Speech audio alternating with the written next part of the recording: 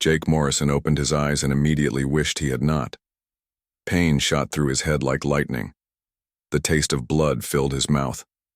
He tried to move, but found his arms and legs would not work properly. Everything hurt. The last thing he remembered was his ship spinning out of control. The engines had failed when those alien fighters attacked him near the third moon of Kethvar. He was supposed to be on a simple scouting mission for the Earth Defense Corps. Look around, take some pictures, go home. Easy work. But nothing about this felt easy now. Jake slowly sat up and looked around. He was in a small metal room with no windows. The walls were made of some kind of dark gray metal he had never seen before. A single light hung from the ceiling, giving off a cold blue glow. The room smelled like oil and something else he could not identify, something that made his nose wrinkle. There were other people in the room with him, but they were not people at all. They were aliens. Jake had seen pictures of some alien species in his training, but these were different, strange, scary. One of them sat in the corner. It looked like a giant lizard that could walk on two legs. Its skin was dark green with scars all over it. Yellow. Eyes watched Jake carefully. When it saw Jake looking back, it spoke in rough English. "You are awake, human. Good. I was starting to think you might be dead." Jake tried to stand, but his legs were too weak. He fell back down and leaned against the wall. "Where am I?" "Prison ship," the lizard creature said. "My name is Vextal. You are Jake Morrison, yes? I heard the guards talking about you when they threw you in here. How do you know my name?" "The guards think it is funny. A human all alone, so far from home. They like to make jokes about Earth people. They think you are weak and stupid." Jake looked around the room again. There were 6 other aliens in the small space. One looked like a large insect with 4 arms. Another had blue skin and no hair at all. They all looked tired and beaten down. Most had cuts and bruises on their bodies. "What do they plan to do with us?" Jake asked. Vextal made a sound that might have been laughing, but it was not a happy sound. "You do not know? We are going to the arena, the Grand Colosseum. We are going to fight and die for the entertainment of the hegemony." "The what?" "The hegemony, the alliance of species that runs this part of the galaxy. They think they are better than everyone else. They take prisoners from other worlds and make them fight in their arena. It makes them feel strong to watch weaker beings kill each other." Jake felt cold fear in his stomach. "Fight to the death?" "Yes. Sometimes they let winners live if the crowd enjoys the show. But not often. Usually, everyone dies." The door to their cell opened with a loud hiss. 2 guards walked in. They were both tall and thin with gray skin. They wore black armor and carried weapons that looked like rifles but glowed with blue energy. One of them pointed at Jake. "Human, you come." Jake tried to stand again. This time his legs held him up, but he felt dizzy. One of the guards grabbed his arm and pulled him toward the door. "Where are you taking me?" The guard did not answer. They dragged Jake down a long hallway lined with more cells. He could see other prisoners inside them. Aliens of all different shapes and sizes. Some were sleeping. Others stared at him as he passed. A few made sounds that might have been words in languages he did not know. They stopped at a large room, filled with machines and computers. A tall alien with 4 arms and skin like metal was waiting for them. It had no mouth that Jake could see, but when it spoke, the voice came from somewhere inside its chest. "So this is the human, smaller than I expected." "What do you want with me?" Jake asked. "I am Registrar Keldmon. I process new fighters for the arena. I need to know what you can do so we can plan your fights properly. I am not going to fight for you." The registrar made a clicking sound. "You will fight, or you will die in your cell. Those are your only choices. Now, what kind of soldier are you?" Jake said nothing. The registrar nodded to one of the guards. The guard hit Jake in the stomach with the end of his weapon. Jake doubled over, gasping for breath. I ask again, "What kind of soldier are you?" "Lieutenant," Jake said through gritted teeth. "Earth Defense Corps." "What wars have you fought in?" Jake thought about lying, but the pain in his stomach made it hard to think clearly. The Titan Colony Wars, urban combat on Mars, some other missions.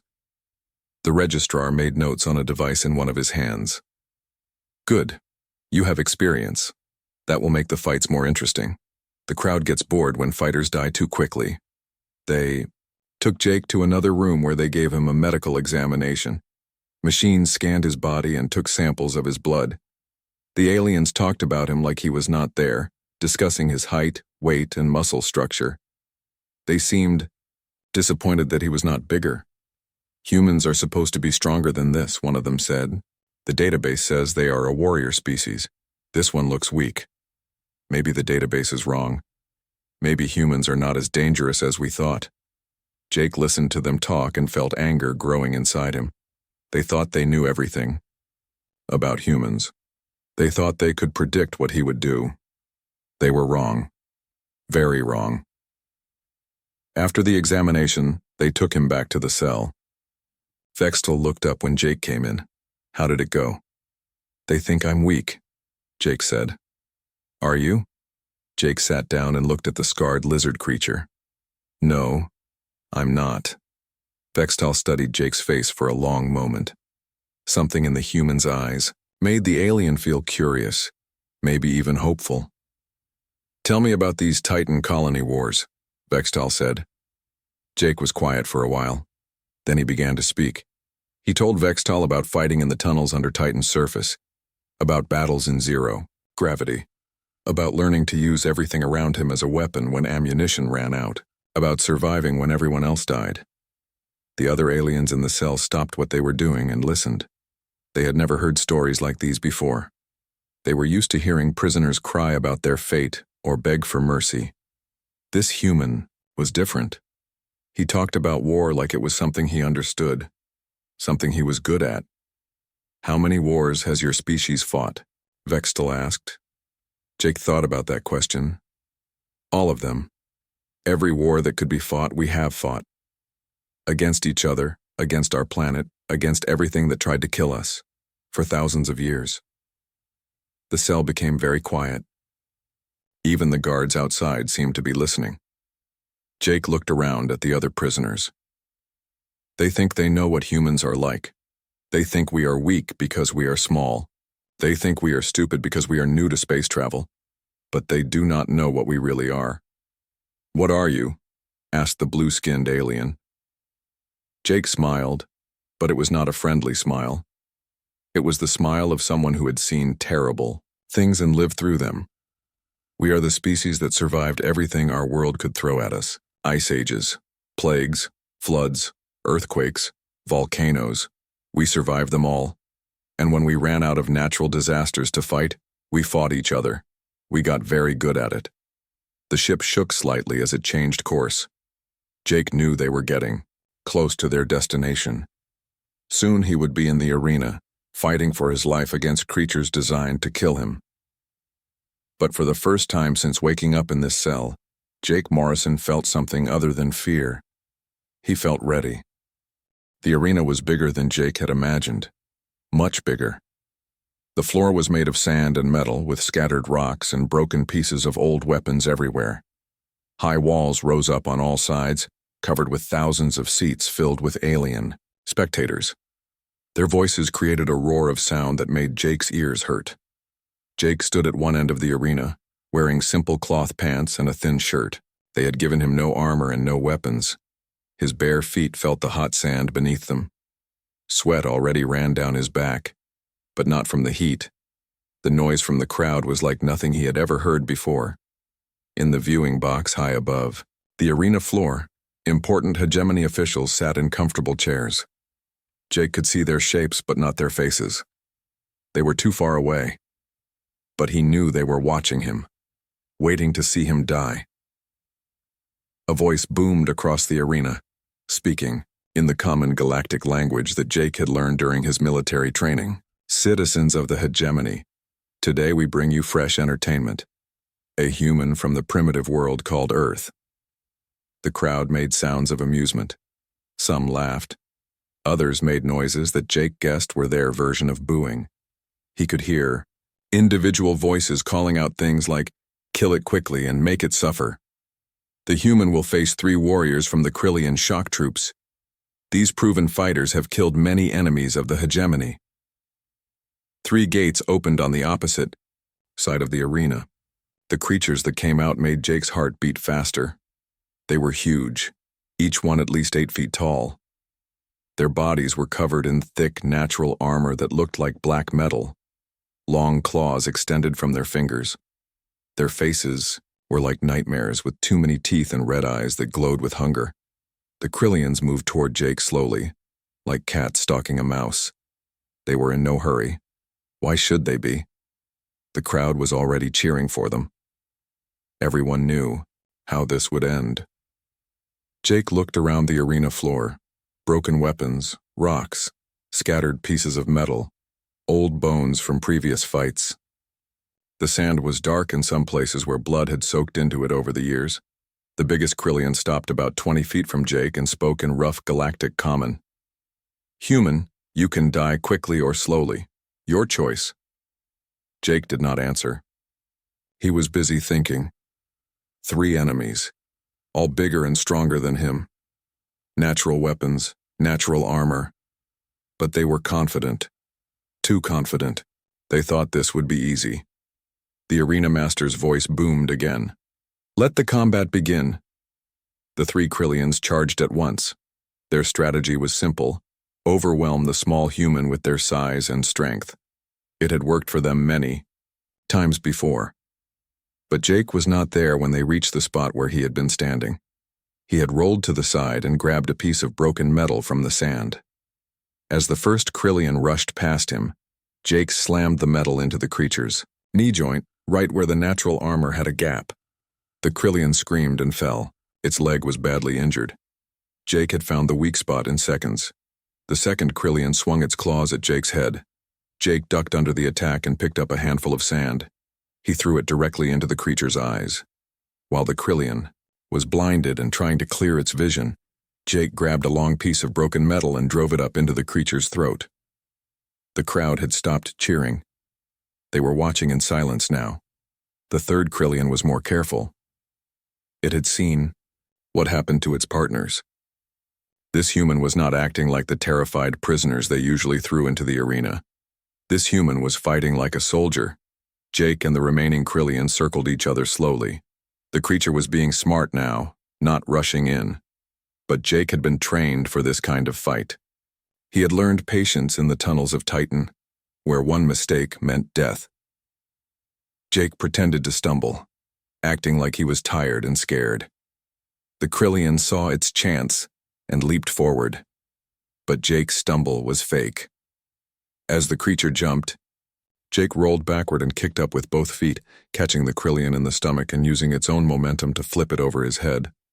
The Krillian landed hard on its back.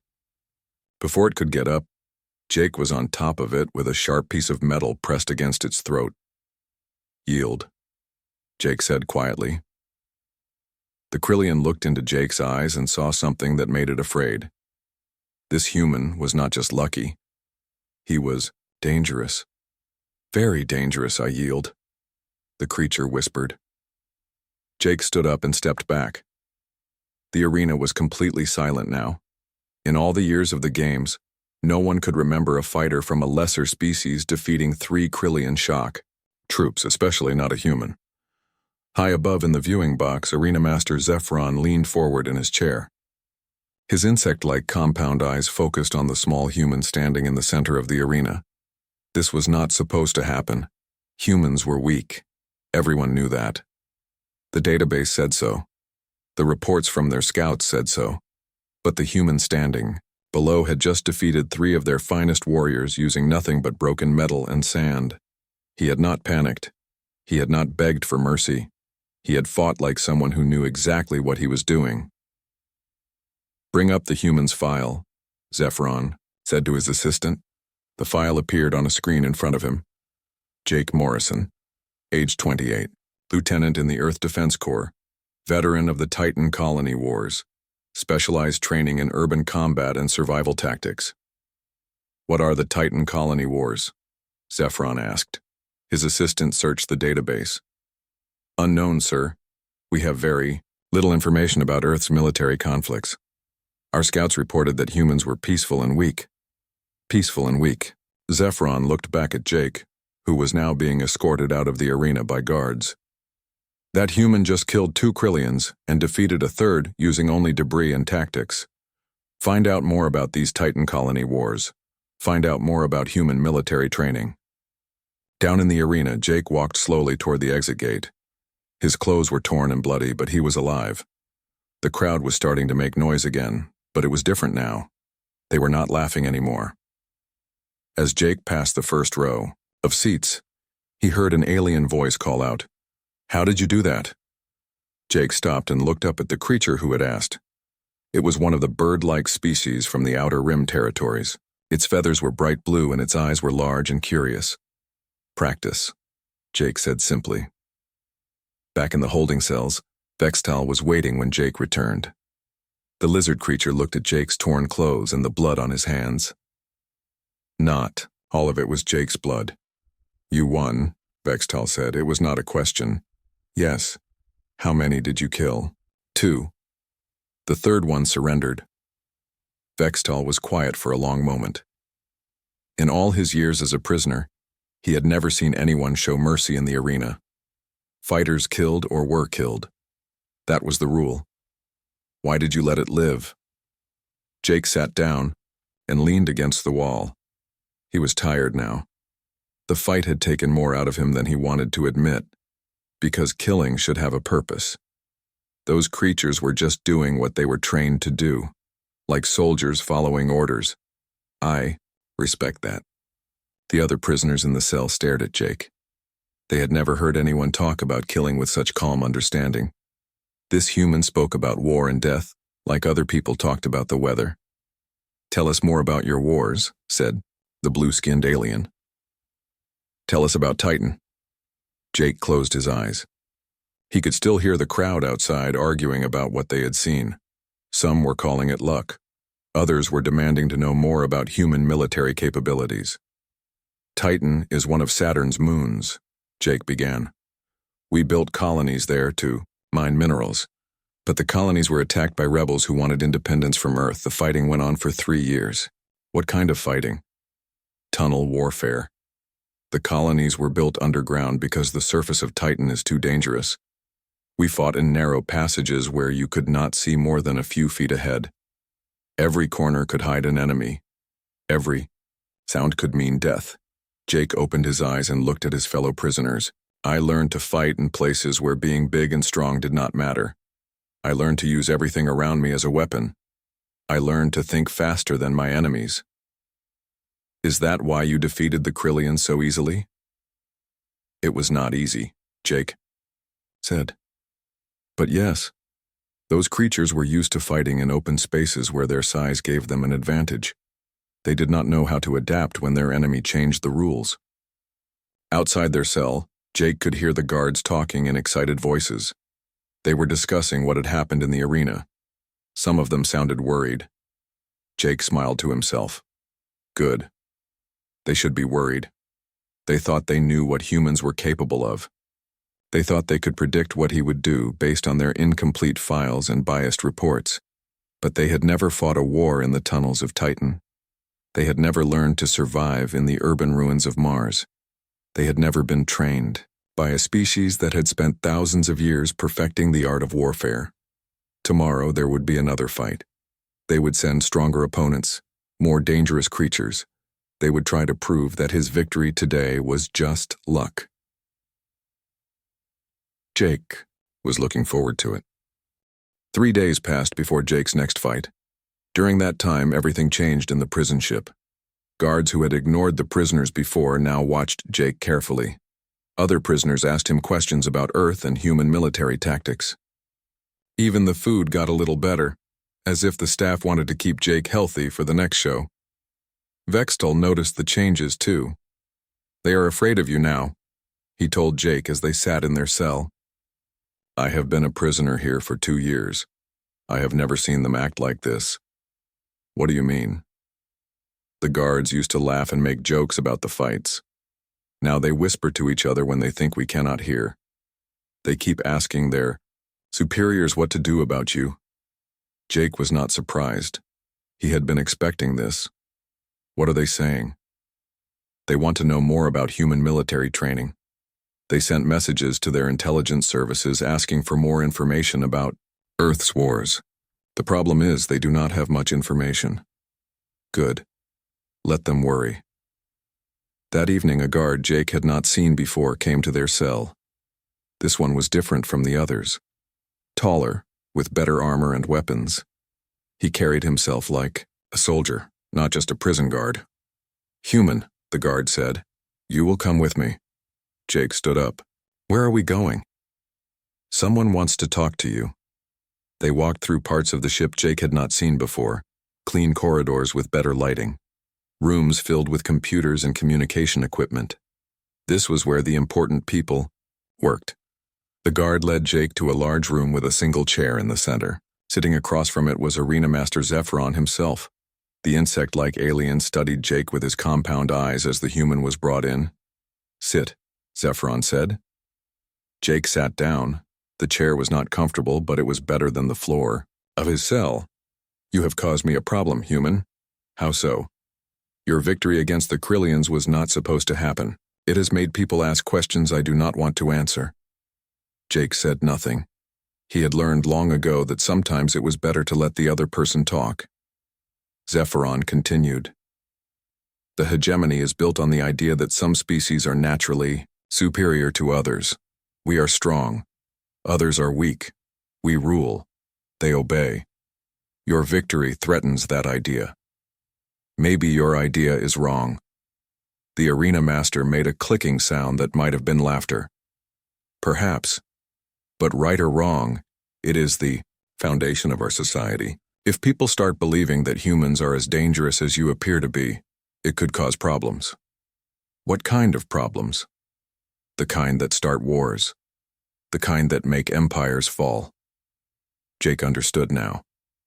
This was not just about entertainment anymore. His victory had political implications that went far beyond the arena. So what do you want from me? Jake asked. I want you to lose your next fight. Lose badly.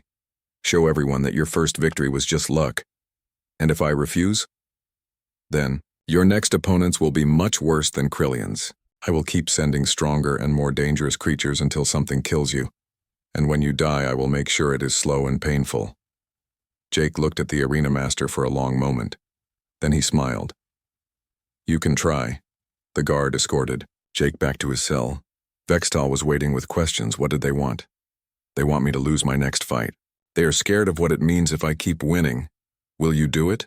Will you lose on purpose? Jake thought about that. It would be easier. Safer. He could die quickly and end this whole situation. But that was not who he was. That was not what humans did. No, I am going to win, and then I am going to win again. And I will keep winning until they understand what they are really dealing with. The next morning, Jake's second fight was announced. This time his opponents would be a pack of cybernetically enhanced hunters from the Void Worlds. These creatures had been modified with mechanical parts that made them faster and stronger than nature intended. They hunted in groups and never gave up once they found a target. When Jake entered the arena, he could see the difference immediately. The crowd was bigger than before. Word had spread about the human who defeated 3 Krillians. People wanted to see if he could do it again. The hunters that emerged from the opposite gate were terrifying. They looked like wolves, but bigger, and covered with metal plates and glowing implants. Red electronic eyes scanned the arena, analyzing everything they saw. When they looked at Jake, he could hear their mechanical parts humming as they processed information about him. There were 5 of them. They spread out in a perfect formation, showing intelligence and training that the Krillians had lacked. These were not just strong, they were smart. The arena master's voice boomed across the stands. Let the combat begin. The hunters did not charge like the Krillians had. Instead, they began to circle Jake slowly, staying far apart so he could not attack more than one at a time. Their mechanical parts analyzed his movement patterns, looking for weaknesses. Jake picked up a piece of broken metal and threw it at the nearest hunter. The creature dodged easily, its enhanced reflexes making it impossibly fast. But Jake had not been trying to hit it. He had been testing their reaction time. Now he knew what he was dealing with. Jake began to move erratically, changing direction without warning, stopping and starting in random patterns. The hunter's mechanical brains were designed to predict behavior based on logic and efficiency. But Jake was not being logical. He was being human. One of the hunters grew impatient and attacked. Jake was ready. As the creature leaped toward him, Jake rolled to the side and grabbed a handful of sand mixed with small metal fragments. He threw it directly at the hunter's electronic eyes. The sand and metal caused the creature's optical systems to malfunction. Sparks flew from its implants as it crashed to the ground, temporarily blinded. While the damaged hunter struggled to clear its vision, Jake grabbed a long piece of scrap metal and jammed it into the creature's neck, right where the mechanical parts connected to its organic body. The hunter collapsed and did not move again. The remaining 4 hunters adjusted their tactics. They had learned that their target was more dangerous than their programming had indicated. They began to work together more carefully, trying to corner Jake against the arena walls. But Jake had fought in worse situations than this. During the urban battles on Mars, he had been trapped in collapsed buildings with hostile forces on all sides. He had learned to use confined spaces to his advantage. Jake let the hunters push him toward the wall. When they thought they had him trapped, he did something they did not expect. He ran straight up the wall itself, using small handholds in the rough stone surface to climb several feet off the ground. The hunters could not follow him there. Their mechanical enhancements made them too heavy to climb the smooth walls.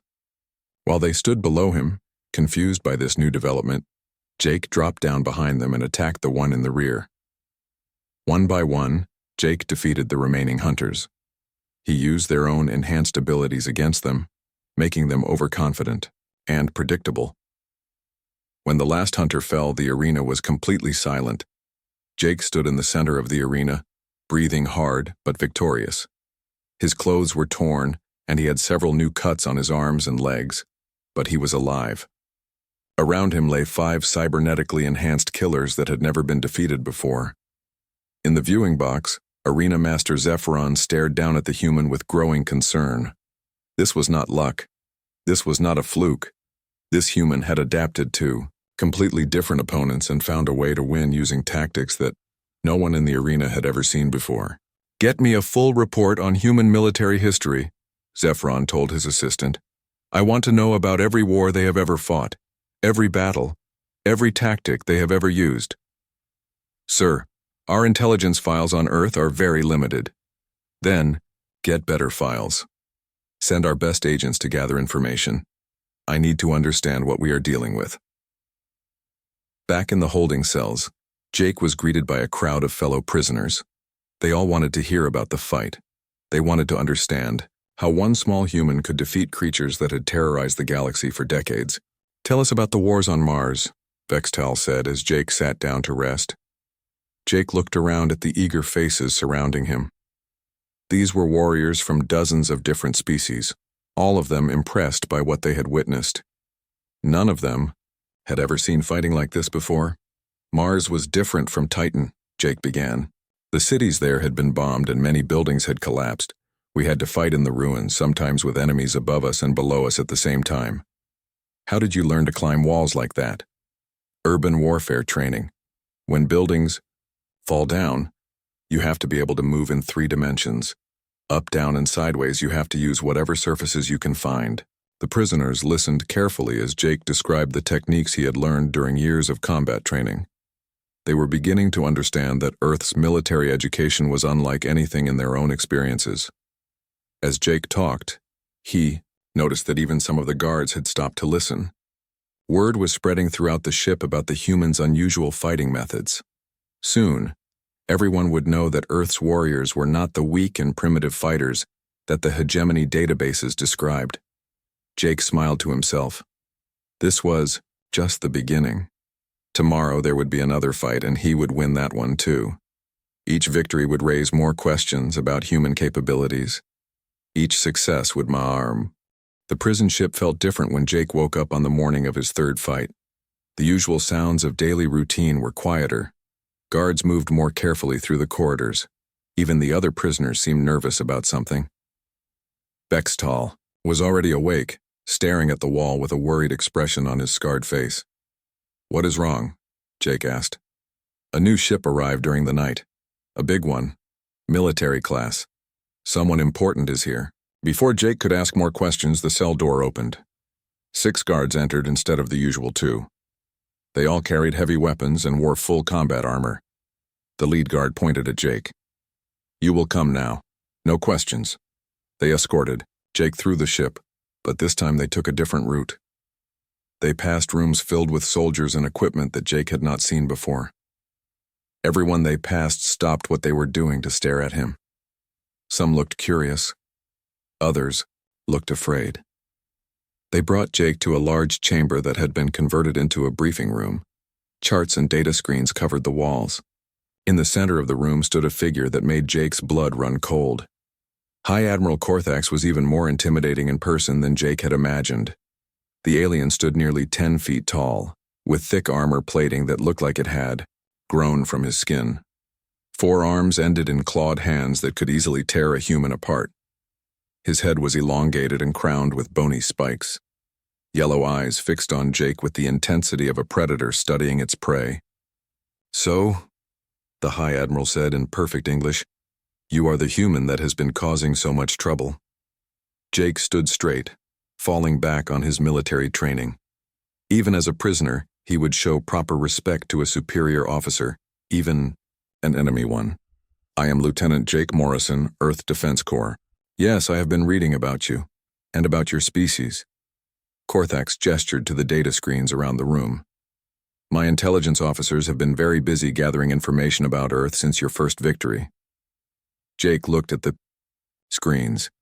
They showed maps of Earth, pictures of human cities, and what looked like military analysis reports. But something was wrong with the information. The pictures were old, and the data seemed incomplete. "What have you learned?" Jake asked. "Fascinating things. It seems our initial assessment of humanity was incorrect. Very incorrect." The High Admiral walked around Jake slowly, studying him from different angles. "We thought Earth was a peaceful world populated by weak beings who had recently discovered space travel. We were wrong about almost everything." Jake said nothing. He had learned that it was often better to let enemies reveal what they knew before responding. Your planet has been at war for its entire history. Not just occasional conflicts, but constant warfare. Your species has spent thousands of years fighting each other over resources, territory, ideology, and sometimes just because you could. Is this correct? Yes. And these wars were not simple battles between primitive tribes. They were complex, large-scale conflicts involving millions of soldiers and advanced tactics. Your people have fought in every environment your planet offers. Underground, underwater, in frozen wastelands, in burning deserts, on mountaintops, and in deep valleys. Jake nodded. "We adapt to whatever conditions we face." Korthax stopped walking and faced Jake directly. "Show me your hands." Jake held up his hands. The High Admiral examined them carefully, noting the calluses and scars that marked years of military training and combat experience. "These hands have killed before." "Many times." "Yes." "How many enemies have you personally defeated in combat?"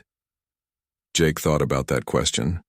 It was not something he liked to remember, but the memories were always there. "I stopped counting after 50. The silence in the room was complete. Even the guards seemed to hold their breath. In most galactic cultures, a warrior who had killed 50 enemies would be considered a legend. But this human spoke about it like it was just another fact. 50 confirmed kills, Korthax repeated slowly. "And you are just a lieutenant, a junior officer." "Yes, sir." "How many humans serve in your military forces?" "The Defense Corps has about 20 million active soldiers, but every human receives basic military training. In a total war situation, we could field nearly 2 billion fighters." The High Admiral's yellow eyes widened slightly. 2 billion trained fighters from a single world was unheard of in galactic military circles. This explains much about your performance in the arena. You are not just lucky or clever. You are a product of the most militarized society in known space. Jake felt a flash of pride, followed immediately by concern. If the hegemony truly understood what humanity was capable of, they might decide that Earth was too dangerous to be allowed to exist. What do you plan to do with this information? Jake asked. That depends on what happens next. Today you will face your greatest challenge yet. We are releasing something from the deepest vaults of the arena. A creature that has never been defeated. If you somehow manage to survive this encounter, it will prove that humans are indeed as dangerous as our new intelligence suggests. Korthax gestured to one of his officers, who activated a holographic display. The image that appeared made Jake's stomach tighten with fear. The creature was massive, easily 15 feet tall and covered in thick, dark scales. It had 6 arms, each ending in claws that looked like they could cut through steel. Its head was a nightmare of teeth and glowing red eyes. Spikes ran along its back and sides.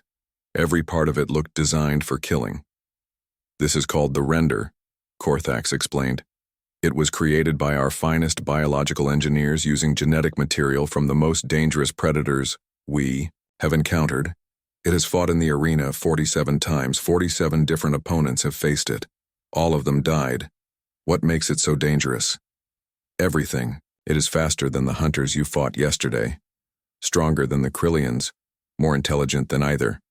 Its claws can cut through most known materials. Its hide can stop small weapons fire. It heals rapidly from injuries that would kill lesser creatures.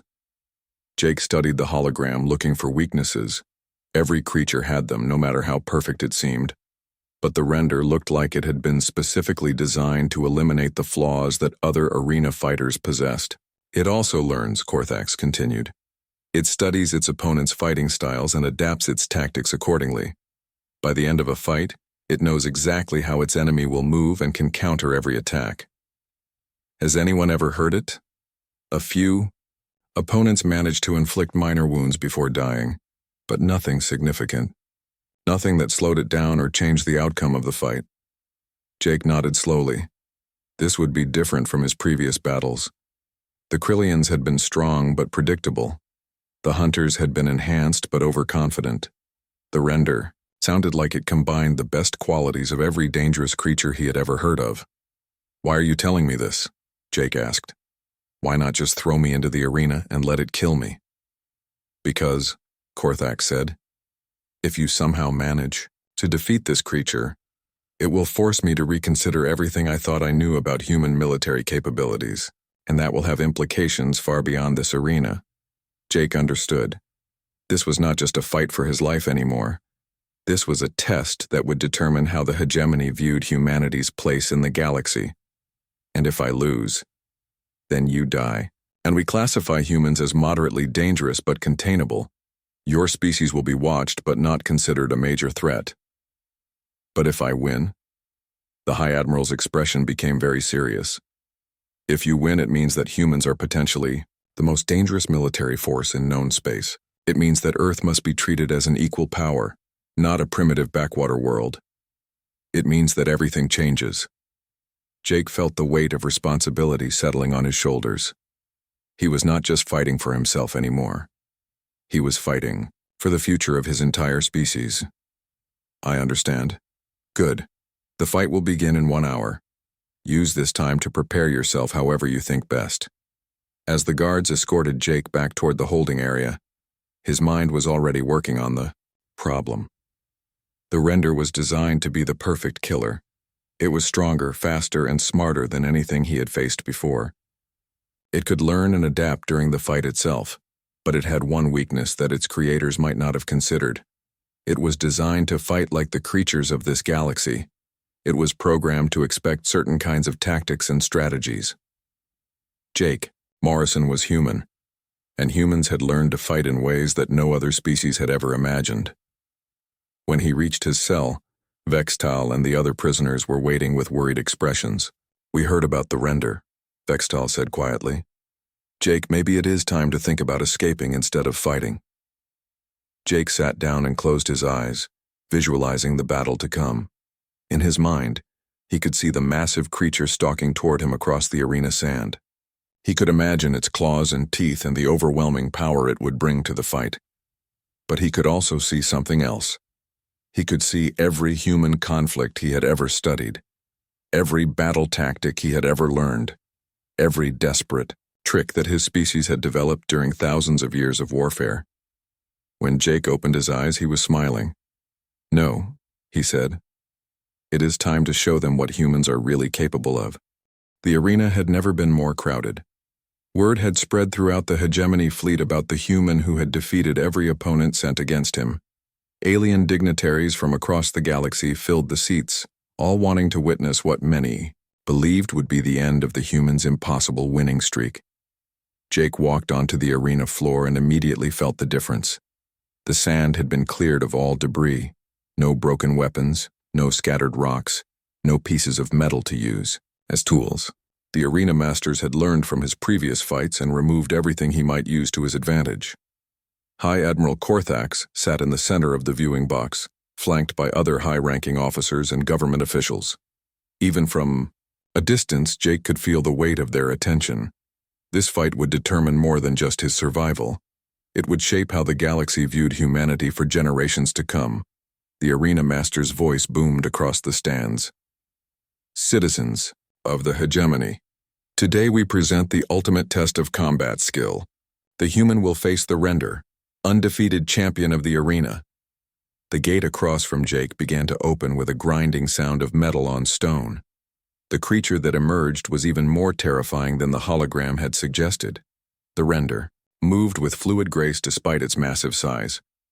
Its 6 arms swayed rhythmically as it walked, and its red eyes fixed on Jake with predatory intelligence. The crowd fell silent as the two fighters faced each other across the empty arena. This was not like the previous matches where betting and jokes filled the air. Everyone understood they were about to witness something historic. Let the combat begin. The Render did not charge like Jake's previous opponents had. Instead, it moved forward slowly, studying Jake's stance and movements. Its enhanced intelligence was already analyzing everything about the human, looking for patterns and weaknesses to exploit. Jake stood perfectly still, watching the creature approach. He had spent the last hour preparing for this moment, not by gathering weapons or planning escape routes, but by thinking about every human conflict he had ever studied. Every desperate battle where humans had faced impossible odds and somehow found a way to win. When the Render was 20 feet away, it suddenly exploded into motion.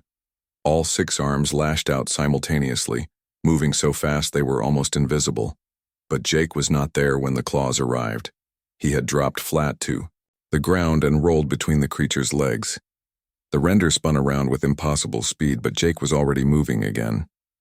He ran straight at the arena wall and leaped upward, using his momentum to run several steps up the vertical surface before pushing off and flipping backward over the creature's head. The crowd gasped. They had never seen anyone move like this. The Render's head tracked Jake's movement, but its massive body could not turn fast enough to keep up. Jake landed behind the Render and immediately attacked, not with punches or kicks, but with something completely unexpected. He began to sing. It was an old military marching song from Earth, something he had learned during basic training. His voice echoed across the arena as he continued to move around the confused creature. The Render hesitated. Its programmed intelligence could not process this behavior. In all its previous fights, opponents had either attacked desperately or tried to run away. None had ever sung while fighting. That moment of confusion was all Jake needed. He darted forward and slapped the creature hard across one of its legs before dancing away again. The slap did no real damage, but it served a purpose. Jake was not trying to hurt the Render yet. He was testing it, learning how it moved and reacted. The creature roared in anger and charged after Jake, but every time it thought it had the human cornered, Jake would do something unexpected. He would slide under its attacks, leap over its claws, or simply move in directions that defied the creature's tactical programming. Jake was fighting like a human, not like the warriors of other species who relied on strength or speed or natural weapons. He was using creativity, unpredictability, and pure stubbornness. He was making the fight into something the Render had never encountered before. For 10 minutes, Jake led the massive creature around the arena, in what looked like an elaborate dance. The crowd watched in fascination as the small human made the unbeatable champion look clumsy and confused. But Jake was not just showing off, he was learning everything he could about his opponent. Then the render did something that changed everything. It stopped chasing Jake and stood in the center of the arena. Its red eyes fixed on the human with new understanding. "You are not fighting to win," the render spoke in perfect galactic common. "You are studying me." Jake stopped moving and faced the creature directly. "Yes, and now I know what you are." "What am I?" "You are the perfect predator, designed by engineers who understand biology and combat theory. But you have one weakness they could not eliminate." "What weakness?" Jake smiled. "You think like them. You fight like them. You expect your enemies to behave logically and predictably. But humans do not fight that way." "Explain." "We fight dirty. We cheat. We use psychology and misdirection. We turn our weaknesses into strengths, and we never, ever give up. Your creators made you to be the perfect warrior for their kind of warfare, but they never imagined having to face a species that learned to fight by fighting itself for thousands of years." The render considered this. Its advanced intelligence processed the implications of what the human was saying. "You are saying that human warfare is fundamentally different from galactic warfare?" "Yes. We do not just try to defeat our enemies. We try to break their will to fight. We attack their minds as much as their bodies. We make war into something terrible and beautiful and completely unpredictable." "Show me." Jake nodded. The real fight was about to begin. What happened next became legend throughout the galaxy. Jake Morrison did not try to overpower the render or outrun it or trick it with simple tactics. Instead, he fought like a human warrior carrying the accumulated knowledge of every conflict his species had ever experienced. He used guerrilla tactics learned from jungle fighters on Earth. He employed psychological warfare techniques that had been developed during the colony wars. He combined ancient martial arts with modern military training in ways that no alien intelligence could predict or counter. But most importantly, he fought with the one quality that made humans truly dangerous. He fought with absolute refusal to accept defeat. The render was stronger, faster, and better armed than Jake in every measurable way. But it could not understand or counter the human's willingness to take devastating injuries in order to create opportunities for attack. It could not process the way Jake would sacrifice his own safety to gain even the smallest advantage. The battle lasted for over an hour. Both fighters were bloodied and exhausted when it finally ended. But when the dust settled, it was the render lying motionless on the arena floor, and Jake Morrison standing victorious above it. The arena was completely silent. No one spoke. No one moved. They had just witnessed something that challenged everything. They believed about strength and power and the natural order of the galaxy. High Admiral Korthak stood up slowly in his viewing box, his yellow eyes fixed on the small battered human standing in the center of the arena. When he spoke, his voice carried clearly across the silent stands. "I yield." Those two words changed everything. For the first time in hegemony history, their highest military leader had publicly acknowledged the superiority of another species. Not through politics or diplomacy, but through pure combat excellence. Jake looked up at the viewing box and nodded with respect. "Thank you, Admiral." "No," Korthax replied. "Thank you for showing us what real warriors look like." The silence broke as the crowd erupted into noise. Some aliens cheered, others argued among themselves. Many simply stared in shock at what they had witnessed. But in the holding cells below the arena, every prisoner was standing and looking toward the ceiling. They could hear the commotion above, and they knew what it meant. One human had entered the arena and changed the balance of power in the galaxy. 3 months later, Jake Morrison stood on the bridge of the first human starship to be granted safe passage through hegemony space. He was heading home to Earth, carrying news that would reshape humanity's place among the stars. But more importantly, he was carrying something else. Behind him, the newly established Galactic Military Academy was training warriors from dozens of species in human combat techniques. Aliens who had once dismissed humans as weak primitives now competed for the chance to learn from Earth's military instructors. The arena still operated, but it was no longer a place of execution disguised as entertainment. It had become a training ground where the galaxy's finest warriors came to test themselves against the standards set by a single human who had refused to accept defeat. Jake looked out at the stars ahead and smiled. He had entered the arena as a prisoner facing certain death. He was leaving as the representative of a species that had earned its place among the galactic powers through the oldest and most respected currency in the universe, superior skill at arms. The monsters had bowed, and the galaxy would never be the same.